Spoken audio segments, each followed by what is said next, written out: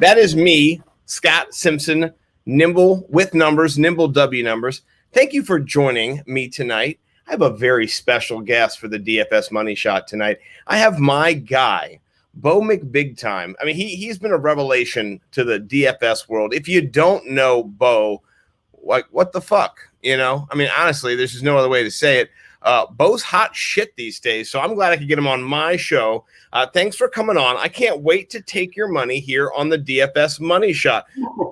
Bo_McBigtime. Let folks know who you are if they don't already, where they can find you, and what you're up to these days. Hi, I'm Bo. I'm an Aries, and I like long walks in the forest with the frogs and the birds, and I like making money. Ooh. You can find me on Twitter at Bo_McBigtime. That's where I write for a gentleman named Scott Simpson at NimbleWNumbers. I also write for PodcasticNetwork.com, FantasySixPack.net, and Hammercast.com. Yeah, so I'm writing a lot. I like writing. I like making money, and I like writing about helping people make money. Well, and this week we're all about making that money, and by making it, we mean not writing and not doing any work. So the bet that we have for the Thunderdome, we're bringing over to the DFS Money Shot. So today it's not about $50 or $20 or $100. It's about time. You get free time to stoke a fire, to drink some scotch, to pound a beer, do whatever you want at home with your family, you know. And so this week, the winner doesn't have to write. The loser, they got a lot of work. I was thinking about it, and it's actually a perfect bet for the week before, like Christmas week, like leading up to all the hoopla that we're going to go through as dads, as girl dads. I mean, it's a perfect time to bet the labor. Yeah, bet the labor is always good. I mean, I don't mind doing the work either because it's in my blood. It's why I started NimbleWNumbers.com. It's why I'm here with Bo right now. We're talking DFS. It's what we care about. It's our passion, really. Let's be honest. It's what we really love to do. So let's get into it. Last time I faced off against Bo, Bo gave me the beatdown. He beat me in the very first matchup ever of the first DFS money shot. Yeah, landed right on Scott's chin. Yeah, he took me to town, and I'm going to recap that. He beat me 147.52 to 110.36. It was a hellacious beatdown. I'm not going to use any euphemism to describe it. That would be any way inappropriate, but I will say that it hurt afterwards, and I did not like it, and I did not want it to happen again. So I went on. I know what it was. It was a whipping. It was a whooping.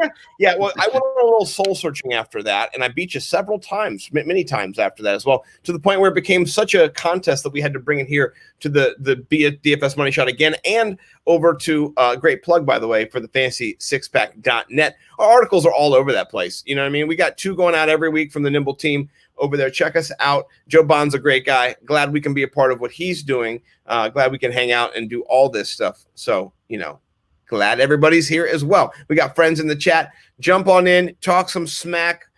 There we go. My guy over at Hammerjacks. Isn't he rocking the show now over there for their content? Yeah, he's the head top dog over there. He's taking over stuff. Ooh. So I mean, who doesn't love Kevin? Kevin's just a great guy. Yeah. So we're gonna say the California guys, we're taking over, and Kevin and I are California guys. He's been up in my neck of the woods a lot of times. So yeah, me and Kevin, yeah, we're gonna take over. Kevin's gonna take over Hammerjacks and make all the content really good, take over the shows, write all his good stuff. Yeah, I mean, we agree on a lot of things, and it's almost scary how much we agree sometimes. Well, I'll tell you what's scary, and we can agree on this. You've taken over NimbleWNumbers.com this year, and I personally love it. I didn't want to tell you this, but we're over a G already. We haven't even got into Sunday yet. So bam, we got our best week this week. We're crushing it on all fronts. Can't wait to win some money, make some money with you, and also best you in this head-to-head. Let's get right into it, though, because we got some shit to do later tonight called the Fast Hard Finish at 11:30. Bo's got some family shit to do in between, looking at the lights. Maybe Santa comes by. That's what we did earlier. So let's get into it. We know each other's lineups, so it's not a secret because we wrote about them, so it's not some big reveal, but we're going to show them to you now. Our first player at quarterback, I'm going to roll with Ryan, the Tannehill Thrill, who has come back like he did last year at the end of the season, just on fire. throwing the ball to Corey Davis, particularly. A.J. Brown gets a few passes a game. They're high volume. He does great footwork. He takes it, he goes, he does something with it. It's awesome. But really, Corey Davis is where it's been at the last couple weeks since he's come back from injury. And Tannehill down at 6,700. I love it. You only spent $100 more. You actually have a little bit more upside in this quarterback matchup. Quite a bit more. Yeah, a little bit more. You got Justin Herbert coming off of a challenging game against New England, which, I mean, every quarterback, even Cam Newton is challenged playing New England. But Justin Herbert in a great bounce back against Atlanta Falcons defense, who I can give you the stats, but they're last. I think they give up a lot of touchdowns to everybody. Yes, they're just last. So what I like, makes you money in DFS are touchdowns. Yeah. No, and I'm chasing them this week as well. I've got a few touchdown upside. I'm going to give you the edge on this. I like Justin Herbert's matchup a lot this week. I wouldn't be surprised if he gets you 28, 29 points in this matchup for sure. That's kind of what I'm hoping for. I see Tannehill more in that 20, 24 range without, like you said, as much upside. But I think he's a little bit safer of a play. Not much, though. And so I kind of weighed those two against each other. I almost bent up on Aaron Rodgers, but then I thought you might go with Aaron Rodgers and kind of talked myself out of it. So it happens. The mind games are afoot here at Nimble W. Oh, yeah. Well, you're going to see the mind games later because I'm paying attention to my guy, Bo. Here's the thing about him. I hired him because I needed a guy who was better than me. If you go out chasing people who are worse than you, man, you're lose. You're stupid. Yeah, you're dumb. Go find people who are better than you. Surround yourself with them. That's my guy, Bowman, big time. He's better than me, and I'm sharpening my sword against, chiseled stone here. So I was simultaneously happy and pissed that you picked so many of my guys this week.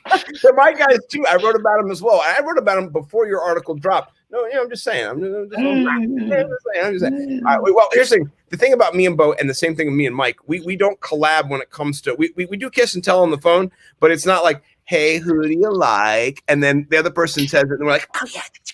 Me too. Hey, I like this guy. Boom, boom, boom. And then the other guy goes, oh yeah, well I like this guy too because of boom, boom, boom. You're like, oh shit.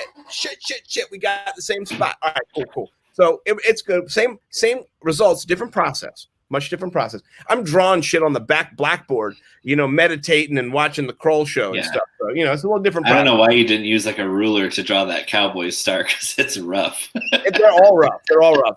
I'm just letting the Cowboys one. The Cowboys one's by far the worst. No, you haven't seen the Raiders. The Raiders is pretty bad, and the Jags is just as bad. Next is what I'm super excited about here, and this is a little bit of a leverage play here for Scotty Too Hottie.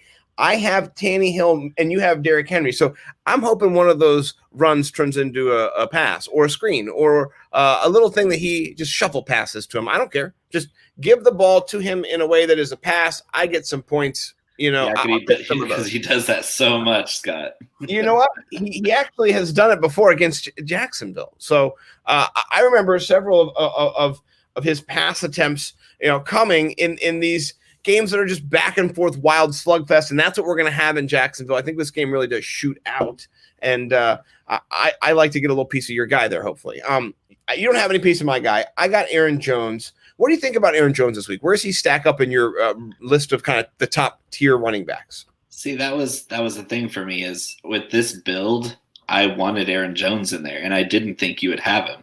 And so you surprised me there by going with Aaron Jones instead of Aaron Rodgers.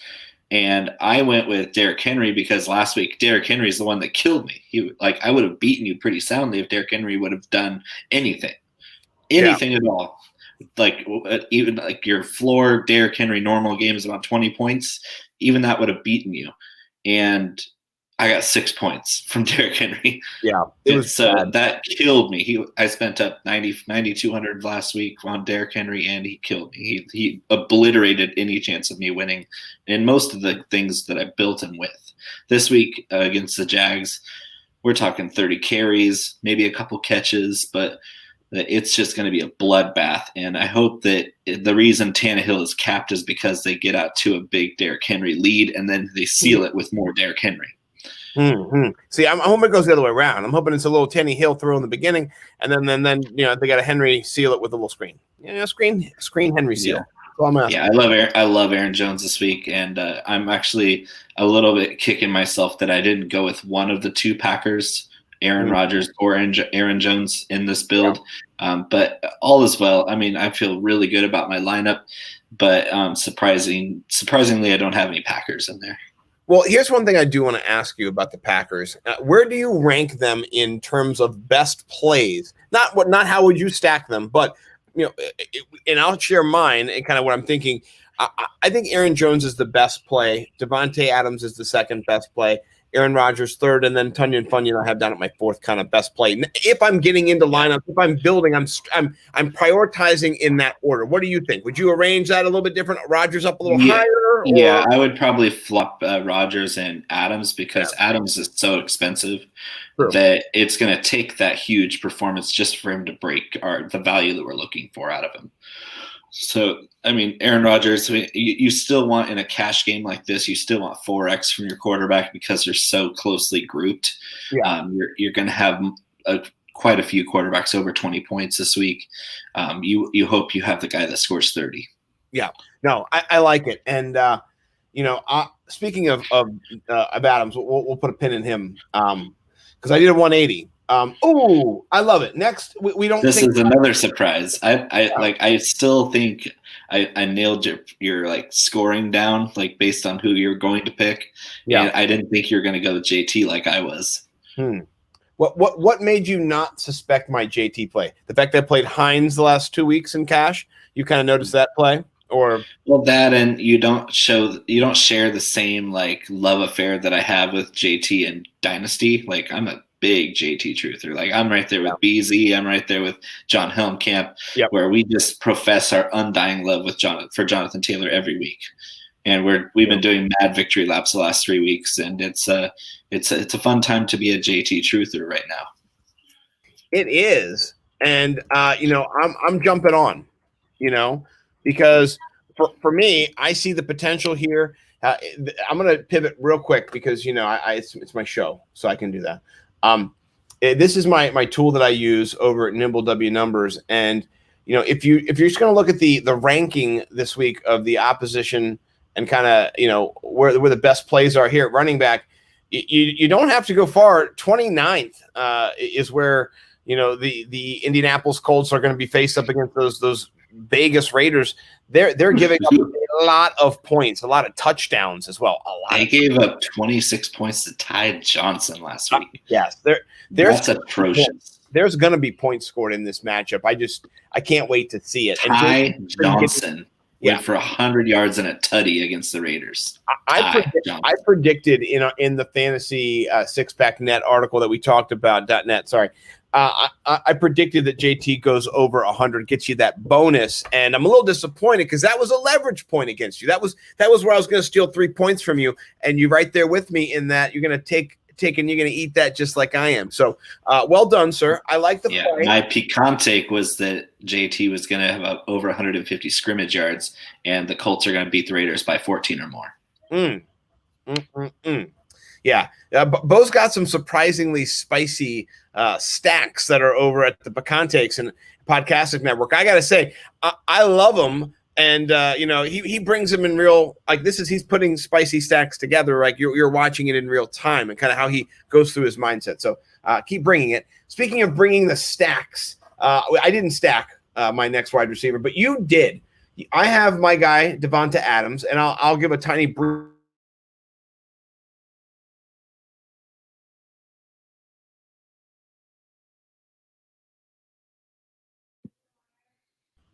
Yeah, we just did a circle. Great. We just went around there. Yeah. So he's going to get you 100 in a touchdown. He's going to get you that bonus. I believe he will. He's probably not a lock for 2 touchdowns, but he's a lock for 1. He really is. Him and Rodgers are going to do that. So it just gives me a floor. I know that he's going to get me at least 22 points. And so it's more of a insurance policy. And if he does go off and get you that 40 points, I got him. And so he's one of the best players on it. Tyreek Hill is a really good play too. A little bit cheaper, but a really good play this week as well. Talk about your stack with Keenan Allen because he's going to eat this week. Yeah. I think Keenan Allen might actually hit like 20 targets this week. It's the Falcons. They can't cover anybody. Keenan Allen is not your typical touchdown scorer, but he's been above the curve, his usual touchdown production from the past this year.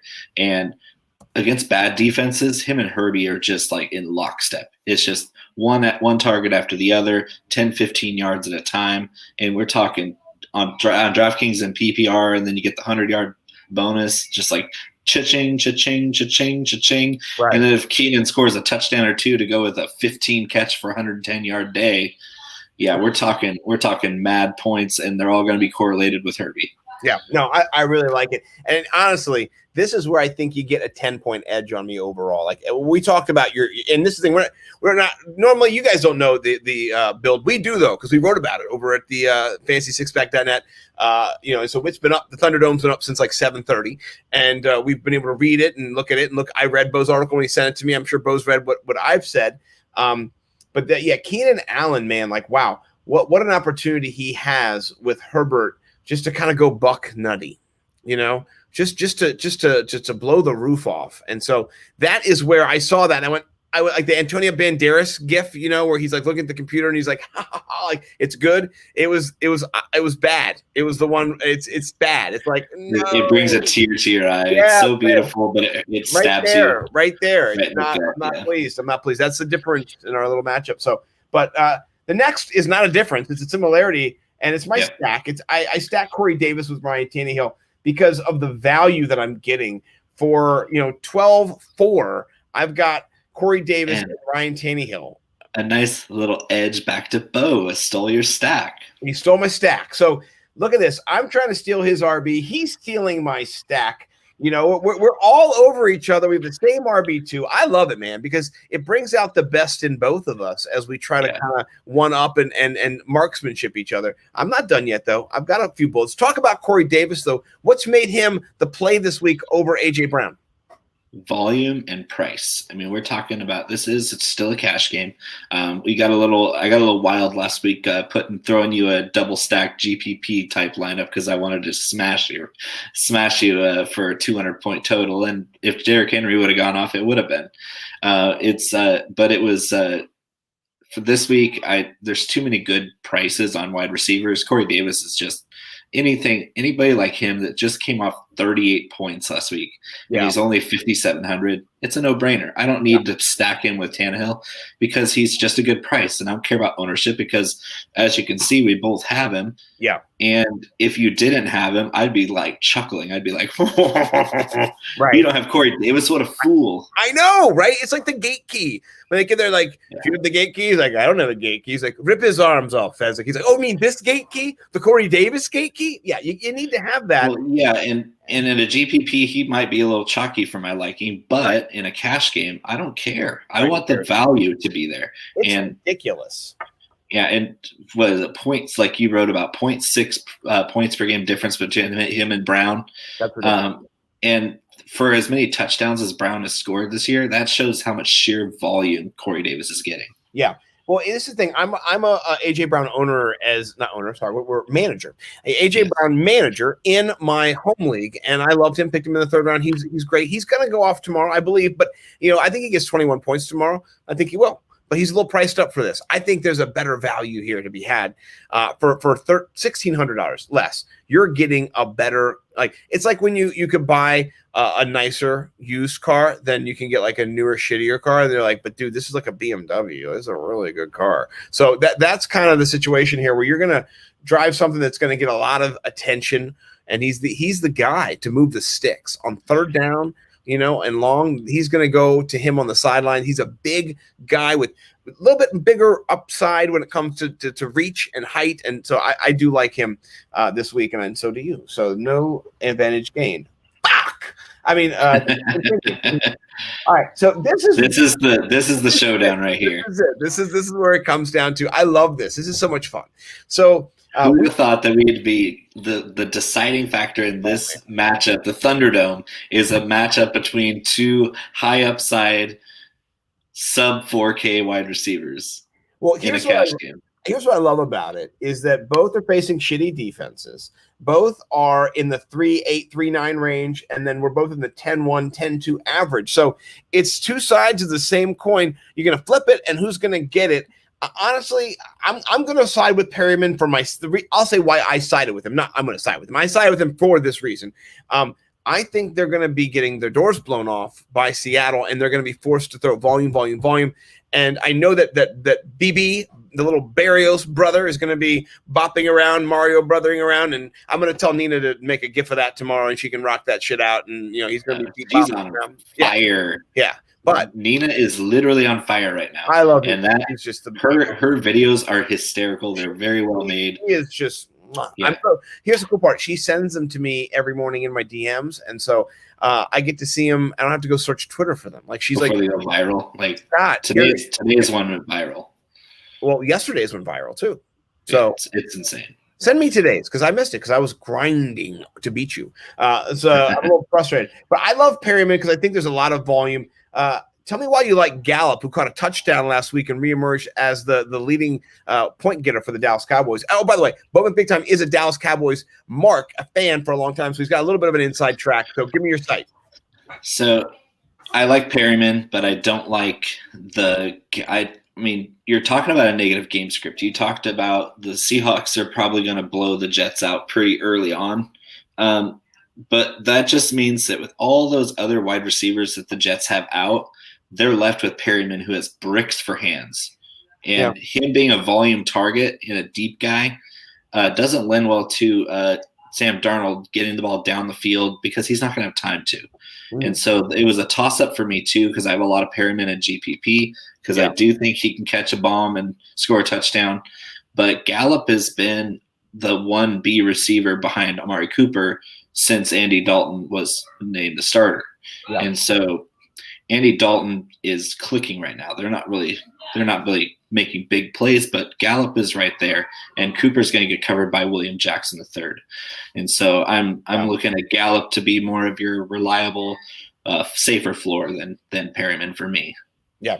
No, I like that play. I even wrote about it in the article how, from my perspective, it is a GPP play. It is a big time. I'm looking for volume. I mean, upside, not necessarily a lot of volume, but the volume he'll get, it's going to be downfield. A lot of air yards as the Dinkmeyer, or no, Hermsmeyer. I'm getting the Dink and the Herms confused. As Josh Hermsmeyer would very excitedly get he get an air yards boner right now with this play. I'll send him a picture of this, and he Did can. Did you know that Gallup's ADOT last week was 19.9?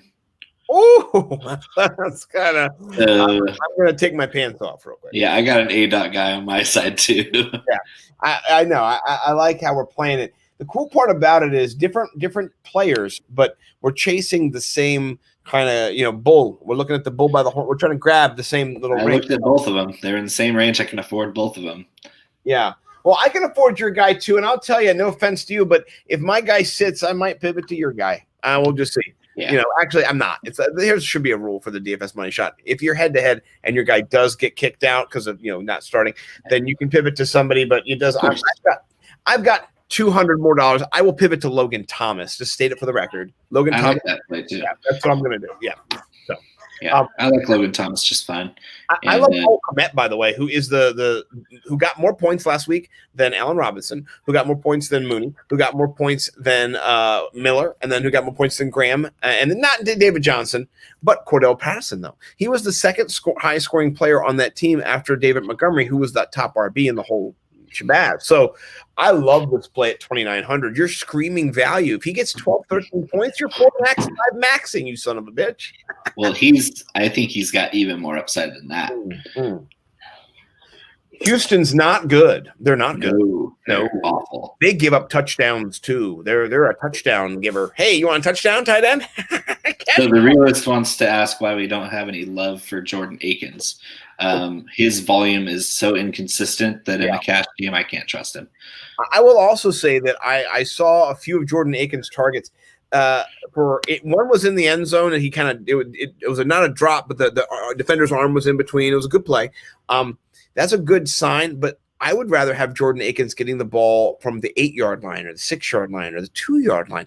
A long 20-yard, 30-yard pass, that's not a good upside play that's going to be consistent. That doesn't work on a consistent basis. And what you've seen from Akins is down at the goal line, they don't target him. He does not have a lot of targets down there. And what I still did a contrarian stack with him and Watson and Kiki Kute. Oh, that's a whole different thing. You're playing a whole game within the game. That's for this type of matchup or cash game, I'm not doing that kind of play.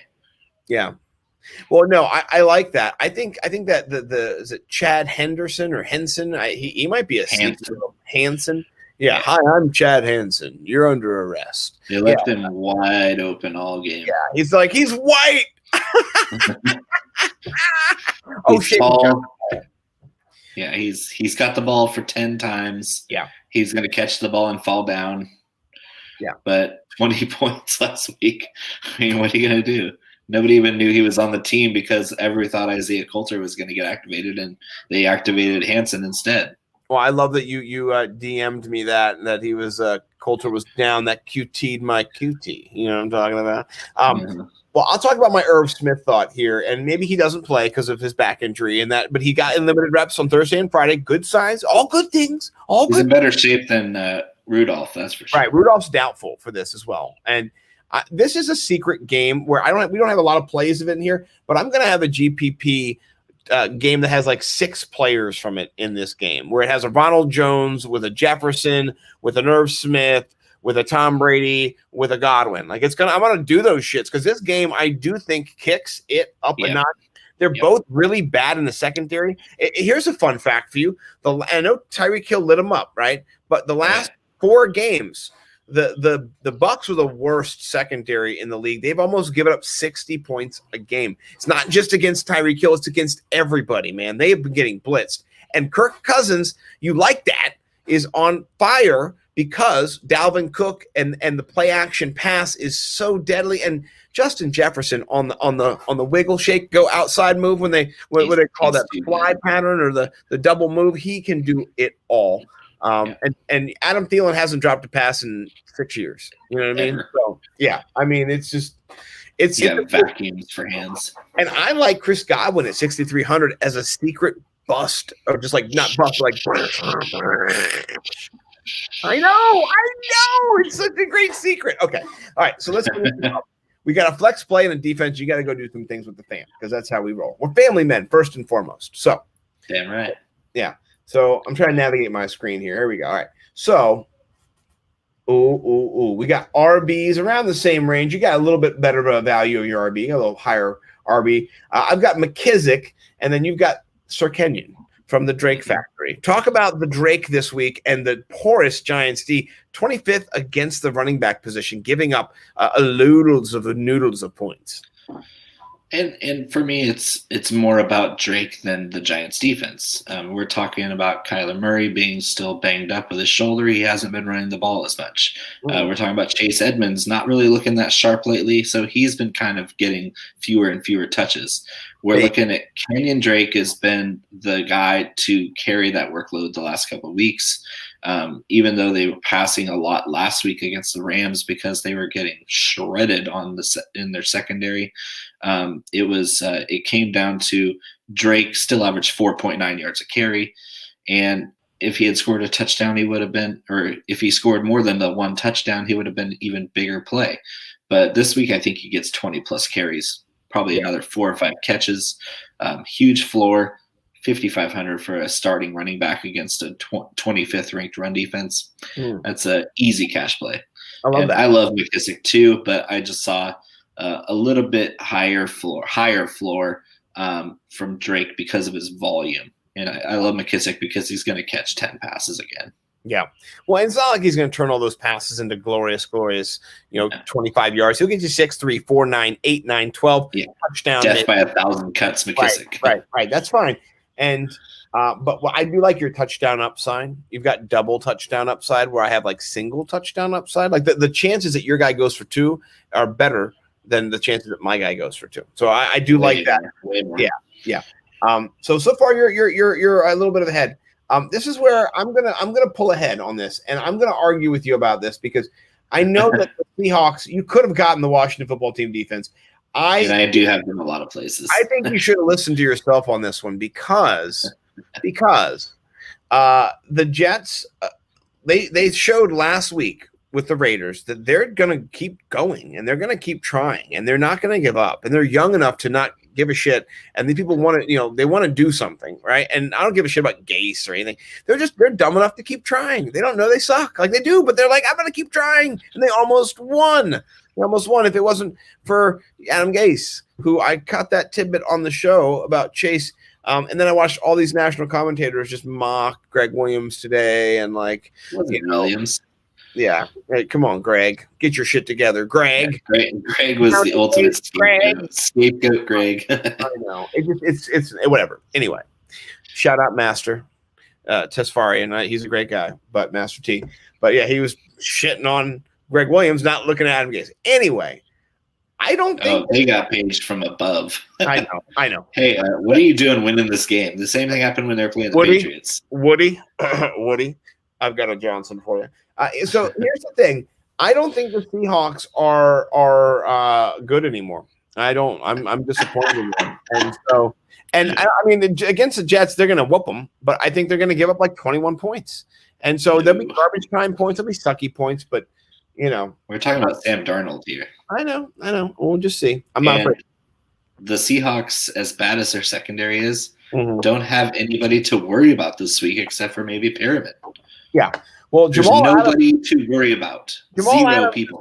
Jamal Adams is going to be so angry and so trying to sack Darnold that if they can just get a little flag pattern on one of those shitty DBs that they employ, Shaq Griffin. Right. I mean, goodness gracious. Anywho, we're wrapping it up here. I'm going to say that your 6-point spread is nice. I think it might be more like 10, but I'm going to pull this one out because I think overall my team is more built for the GPP mod. I think that's what it is, and that's what I've got to do against you, just like you had to do it against me. I'm shooting the shit against you because I got to take my shot because I respect you, bro. I respect you enough to go a little bit further past the line than should be done in this. I appreciate you coming on. Tell people where they can get your shit for Christmas. And by shit, I mean like the world's greatest hot sauce and awesome Viridian Global merchandise. So tell people about that. So, get your orders in this weekend. If you want your hot box gourmet hot sauce before Christmas, you go to hotboxbatch.com and order up a couple bottles, order up a case of bottles. It's as many orders as I get this weekend. I'm going to make that many fresh batches and ship it out on Monday so it can get there to your house by Christmas. They're great stocking stuffers. There's also the Smoke Shack barbecue rub on there that you got to try. It goes good with any barbecue, meats, veggies, potatoes, and it doesn't matter. It's like a Big Red Flink says, you can eat it with a spoon. It's delicious. You can go there, and then you can get some hot box merch because we got some fire designs from Mark Mathick, Master June, sold on Viridian Global and T-shirts and soon-to-be hats. Get that ordered up at Viridian, VERIDIAN, global.com. Well, and Master June does a lot, but he rocks. Hello, I just went pretty on that one little bit. Master June rocks. Hello. He rocks over at the Undroppables. Yeah. And shout out so many of those guys who we mess with, and great crew. A great crew, and I gotta say, up and down, man to man, good people. You know what I mean? Yeah. People who like to fuck around and give you the business, and then people who can go, oh yeah, you're the man. I'm the man. Forgive you, man. Love you, man. Good people. So shout out all the Undroppables. You're good guys. Love you all. Bunch of dudes. Yeah. And I'm a dude too. Like we're dudes. Yeah. You're dudes. We got dudes. Also, we're gonna be kicking the shit at around 11:30, maybe 11:45 over whatever time Bo's family gets back. Could be midnight. Over at the Fast Hard Finish. So please do join us later. We'll be right back on here, just having tons of fun, doing whatever we want. We might get Mike Collins on there as well. The Ralph Macho. We'll see what he can do. Make sure you go to nimblewnumbers.com because all my articles are up there. We have the DFS model that Scott worked so hard on this week to update and add to. We're talking about one of the best DFS resources on the planet, on the web for free. You can read all the stuff. You can read all my paragraphs if you're that kind of intake person.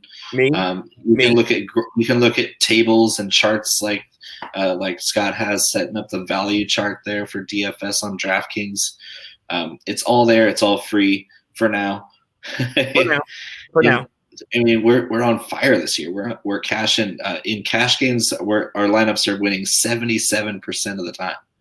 It's really nice to be able to go up to anybody in this DFS world and go, I'm with Bo, and check out what we're doing. And it's all here. It's here. This is a stream, folks. You can check this out. It doesn't end.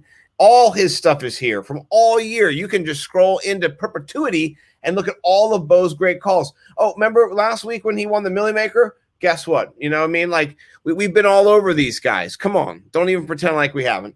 I love it. We're going to win some more money this weekend for sure. Yeah, who was it that called the Derek Carr, Darren Waller stack as a rebound? Bro. That was you. Yeah, I love it. I'm not even going to front. And there's a bunch of great plays for all different formats. Please do check us out. We love you guys. And go buy some hot sauce, please, right now. Yeah, it's hot. Yeah, we'll see you guys next time on the DFS Money Shot. Thanks for joining us. Peace.